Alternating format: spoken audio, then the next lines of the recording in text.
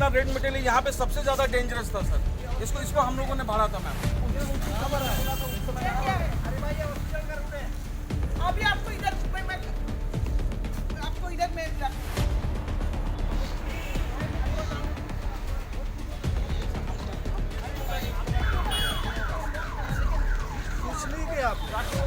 Sir हम इसको बिना बिटमिंग के ही किया है सर। हमने नाम को ये भी अश्योर किया था एक बार थोड़ा सा 10 दिन का मौसम मिले, मैं इसमें पूरे में बिटमिंग करवा चलो पूरा रास्ता देखेंगे। चलो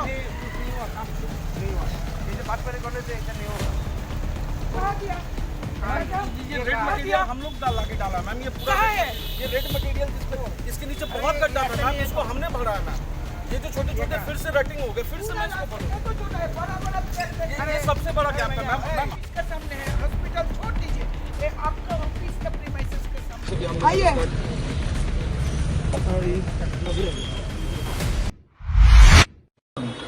না আজকে আমি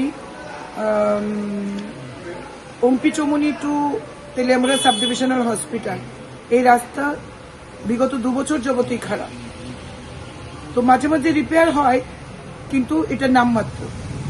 অনেকদিন হয়েছে গর্ভবতী মহিলারা টমটম থেকে অটো থেকে পড়ে গেছেন, অনেক বয়স্ক লোক যাতায়াত করেন। এটা একটা বিজি রাস্তা, কিন্তু NHDCL এবং তাদের যে যারা তাদের কন্ট্রাক্টর, যে সংস্থাকে তারা সাব কন্ট্রাক্ট দিয়েছেন, সেই সংস্থা ঠিকমতো কাজ করছে না। দীর্ঘদিন ওনাদের সাথে আমি সম্পর্কে রয়েছি, আমি রিকোয়েস্ট করছিলাম, কিন্তু ওনারা ঠিকমতো কাজটা করছিলেন না, নানান এক্সকিউজ দেখাচ্ছে।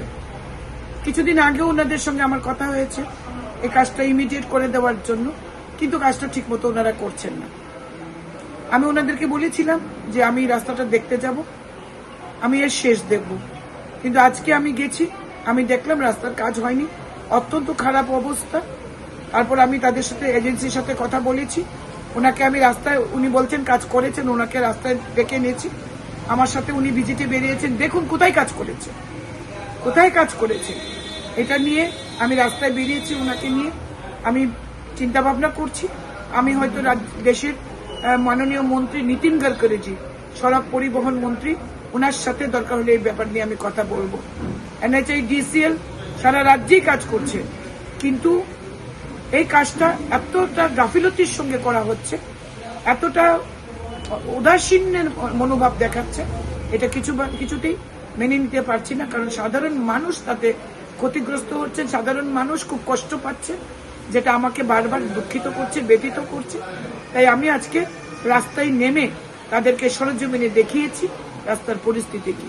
আসলে এজেন্সিটা কাজ করছে না, একদম বাজে একটা এজেন্সি। তাই আমি ঊর্ধ্বতন কর্তৃপক্ষের নজরে আনবো বিষয়টি, এই জন্যই আমি রাস্তায় আজকে বেরিয়েছিলাম। এজেন্সি